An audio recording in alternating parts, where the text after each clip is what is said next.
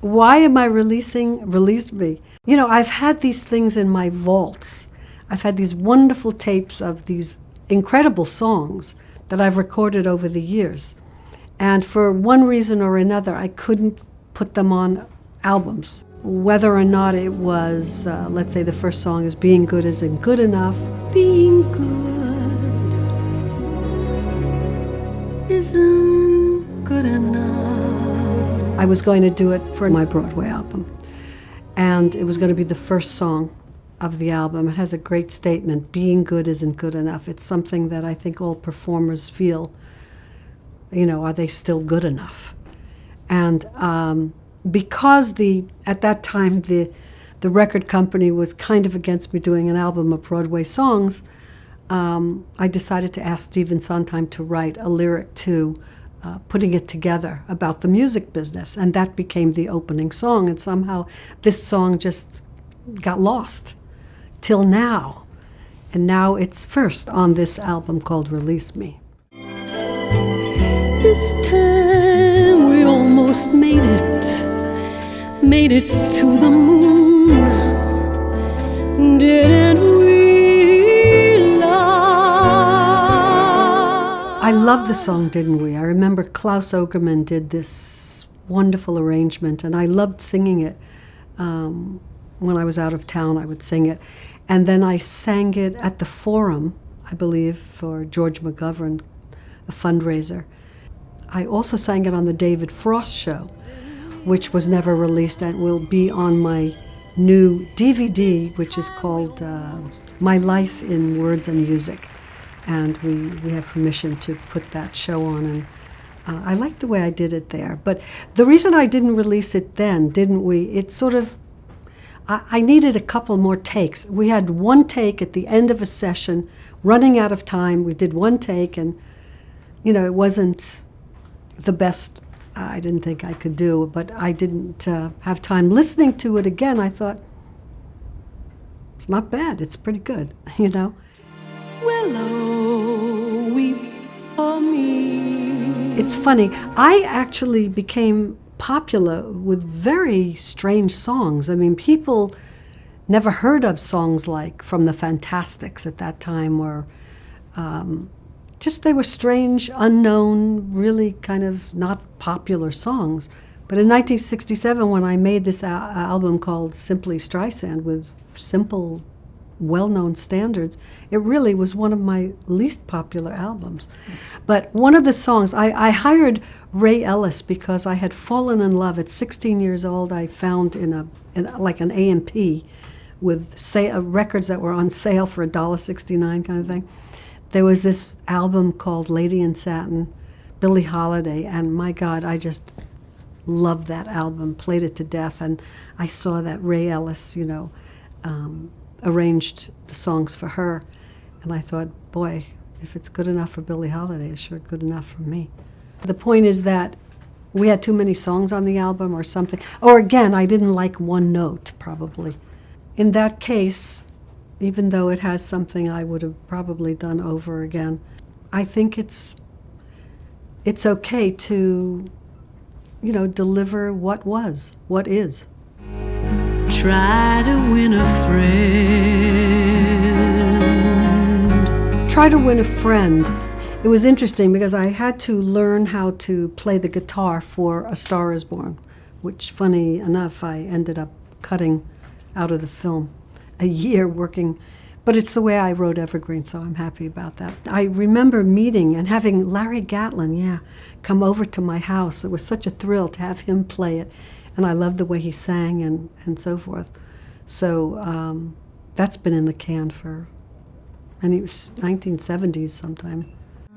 And I think it's going to rain today. In the 70s, I also did a lot of things with Richard Perry, and it was sort of in my period of trying to be more contemporary, shall we say. And so I met a lot of writers that were around at the time, one of them being Randy Newman, who was so gifted. I don't know if he was that well known at the time, but I'm not quite sure. But that was fun. I loved his song, I Think It's Going to Rain Today. I remember him coming to my apartment, and we sort of went over it a couple of times, and then we just recorded it very simply, just me and Randy on the piano. That was nice. The world could end each night with one more look at you. We did a studio version of With One More Look at You from A Star Is Born. Never got released. I don't know why, It's like one of those things. I've always had it in my little black case of unreleased songs, and I always liked it. And now it can find its way into the light, I liked it. And by the way, could not be remixed because we can't find. That's one of the masters we couldn't find. So you can't change it. Whatever it is, whatever it was, again, it is.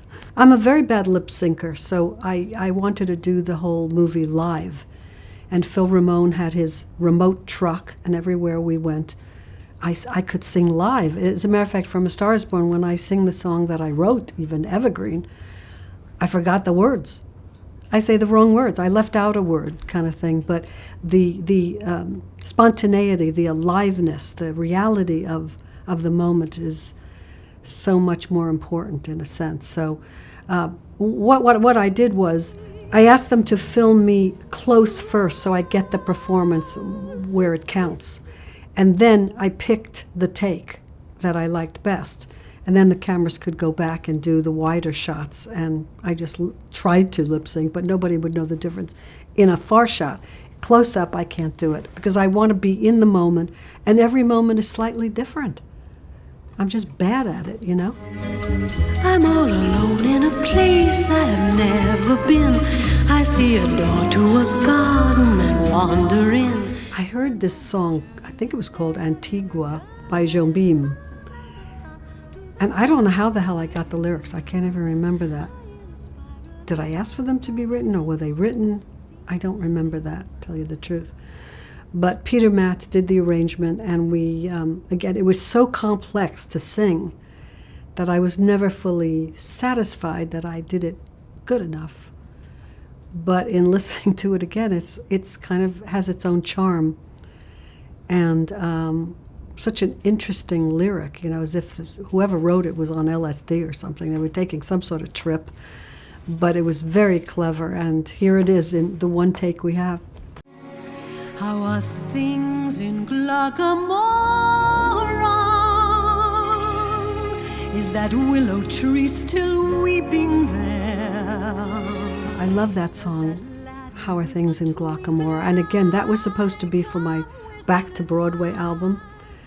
And then we decided to do some synthesized things instead, and it just got left off somehow. And I've always wanted to I meant to do a third Broadway album, never got around to it. So it's going to appear here. I loved working with Rupert Holmes on A Star Is Born, because I had heard his record called Widescreen and then hired him to do the score, but it was a hard job. And then he had other commitments, which was great because it forced me to write songs, just to have more songs that we needed in the score, which was Evergreen and Lost Inside of You. So I wanted him to do some arrangements for my Back to Broadway album, and one of them was Glockamora, How Are Things in Glockamora. For a little face that's the biggest yawn, look at Teddy Bear yawning too. It was in the 70s, early 70s, I think, that Michelle Legrand and Marilyn Allen Bergman and I wanted to do an album together. So it was called something like The Life Cycle of a Woman. And I loved some of the songs, which are us. Two or three of them are on my box set called Just for the Record, which has things that are really just for the record. They were never things that were released before. And this was another one of my favorites from that session called Mother and Child, kind of brilliantly musically figured out by Michelle in terms of a mother's point of view of her child sleeping, the child's point of view in the room scared, and then musically they go together as a duet. Again, you can't change this record because I kind of impulsively wanted the experience of singing in the middle of an orchestra. And I was told at the time that it would work, but what it does is it leaves you no room to, lower a harp or bring out the voice or whatever.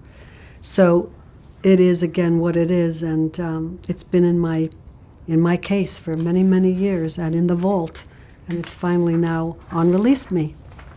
If it's meant to be. The only sort of new song that I've done on this album was recorded in 2011 for the album called What Matters Most, my tribute to the Bergmans. And there was a lovely song called If It's Meant to Be. But I had 10 minutes left to record it.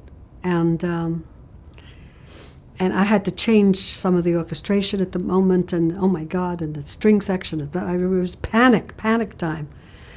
But I liked it. It was left off of What Matters Most because we had enough. And I thought it would be interesting for the people to hear something that was left off in 2011 since everything else is so much older. If It's Meant to Be sounds like it comes from a stage play. It's just I can feel the theatricality in it. It would be very good in a musical on stage. And